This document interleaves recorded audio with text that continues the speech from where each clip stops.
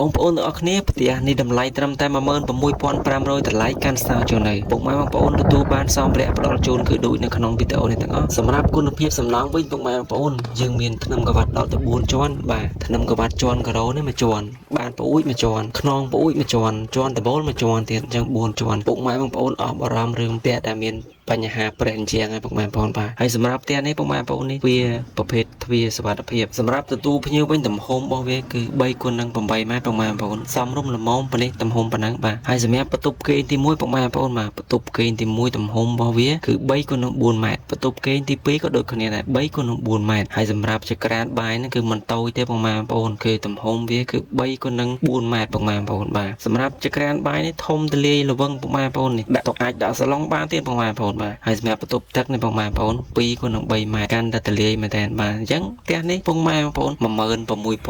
ពុកម៉ែបងប្អូនបានបន្ទប់ធំយ៉ាងនេះរឿងអីថាមិនធូរពុកម៉ែបងប្អូនបាទអញ្ចឹងពុកម៉ែបងប្អូនដែលចាប់អារម្មណ៍ពុកម៉ែបងប្អូនអាចតាក់ទងមកក្រុមការងារយើងខ្ញុំបានអរគុណច្រើន